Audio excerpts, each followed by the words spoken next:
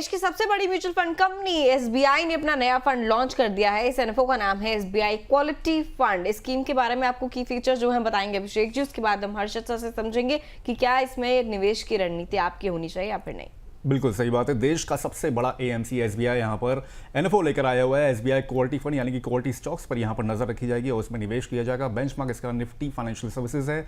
Subscription की अगर बात करें तो 28 जनवरी से खुल चुका है और 11 फरवरी तक आप इसमें सब्सक्राइब कर सकते हैं। अलॉटमेंट इसका 17 फरवरी को मिल जाएगा। मिनिमम निवेश की अगर बात करें तो 500 रुपये का इसका मिनिमम निवेश है। एसआईपी भी और इसके अलावा आप लमसम भी इसमें कर सकते हैं। 500 रुपये से निवेश। एग्जिट लोड 1% रहेगा अगर 90 दिनों से पहले अगर आप इसे रिडीम करते हैं। सर हर्षद सर, सबसे पहले तो ये हमारे दर्शकों को समझाइएगा कि क्वालिटी फंड होते क्या हैं, काम कैसे करते हैं और दर्शकों को इससे कैसे समझना चाहिए अगर निवेश के लिहाज से अगर वो देखें तो। जी, तो देखिए अब तक अगर आपने देखा होगा अभिषेक जी कि बहुत सारे निफ्टी के इंडेक्स है जहाँ पे अलग अलग टाइप के जो इंडेक्स के हिसाब से पैसिव फंड आए हैं, राइट। जैसे कि आपने कभी आपने क्वालिटी देखा है, कभी मोमेंटम देखा है, कहीं वैल्यू देखा है।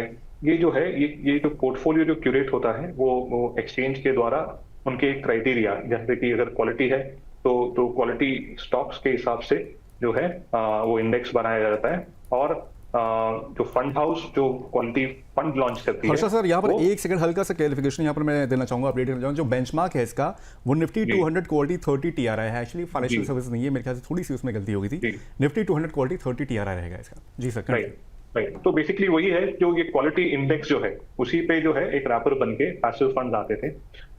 ये फंड जो है ये एक्टिवली मैनेज फंड क्वालिटी के अंदर स्पेस के अंदर एसबीआई करना चाहते हैं, राइट। इनका यूनिवर्स जो है जो उनके वेबसाइट पे मेंशन है वो आई थिंक 450 स्टॉक्स के आसपास इनका यूनिवर्स 200 सर, निफ्टी 200 नहीं, यूनिवर्स अगर मैं कहूँ तो ये जो है राइट जी, तो यूनिवर्स जो है वो कह रहे हैं अप्रोक्सीमेटली उनके एनालिस्ट जो है तकरीबन 450 स्टॉक्स को कवर करेंगे और उस पे जो है अलग अलग क्वालिटी के फिल्टर्स अप्लाई करेंगे, राइट। जैसे उनका आरओई हो गया, फिर ऐसी कंपनीज है जो 450 इसमें जहाँ पे इनका डेट रेशियो क्या है, तो किसका लो डेट है, बाद में मार्केट शेयर हो गया, अर्निंग्स हो गया, और फिर एक कॉम्पिटिटिव एडवांटेज। ये सारे क्राइटेरियाज को लेकर जो क्वालिटी के बेसिस पे वो उनको एनालाइज करके फर्दर आगे लेके जाएंगे और इवेंचुअली जो है एक एक्टिवली मैनेज क्वालिटी स्टॉक्स का वो पोर्टफोलियो बनाना चाहते हैं।